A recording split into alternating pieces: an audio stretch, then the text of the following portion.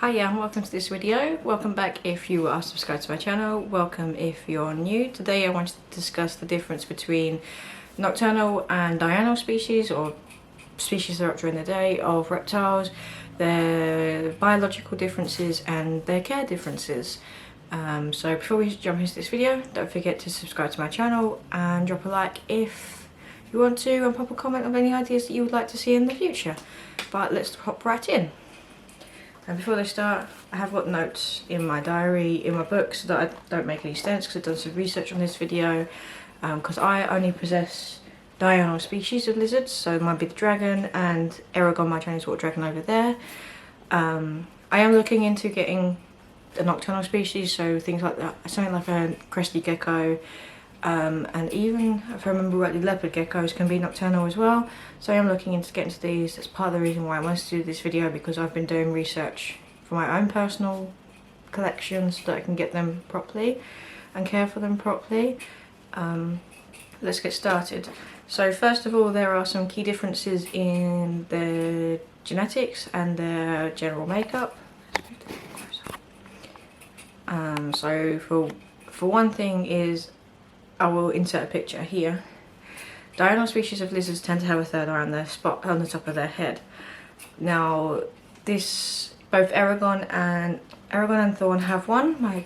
The two lizards that I look after. These are to help detect daylight so that they can sit themselves properly on somewhere to bask when they choose to bask. It also acts as an early warning system if there is a bird coming over, because I've seen it before when she's been outside, because I do allow her outside. If there's a shedder that goes over and blocks out the third eye all of a sudden, then they know that there's a predator about, so they can use that to hide away, which I've seen her do before when she has been out in the garden during the hot summer months. Diurnal species also tend to use gestures and body language to communicate, so things like head bobbing, waving, stomping feet, displaying. So when she's angry, she gets her black beard, she opens her mouth, the beard comes out, she makes herself look big and puffy. Now, nocturnal species, because obviously during the night you can't really see that, they tend to use more sounds to communicate. Tokay geckos are an example of an animal that will make a lot of noise. So you can hear them, and I've heard them before by watching some people on TikTok. So let's go into some of their basic care needs. So obviously for a diurnal lizard that are up during the day, they will need a heated basking spot, which both Thorn and also a UV bulb, because obviously where they bask in the sun, they get their UV from natural lighting. Now you can take lizards outside to get their natural, only obviously if the temperature's right and it's in a safe area. Whereas a nocturnal lizard won't require the heating as such, because obviously during an evening the sun will go down, so there won't be the sunlight, so they won't need a basking spot.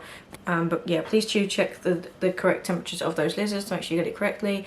There has to be more research into them having a UV, so I do recommend with any lizard, whether they're diurnal or nocturnal, that you get a UV bulb, which will be great for the nocturnal because they still need a light cycle, so they still need to know the difference between night and day so that they can regulate their systems properly.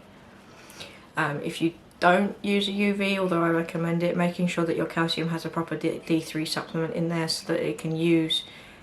Calcium won't be absorbed properly without the D3 supplement, so you need to do that through the UV bulb, which you can see even nocturnal animals that will come out just before the sun sets completely to soak up the UV or the D3. Like I said, there's been new studies into saying the benefits of even nocturnal species having the UV.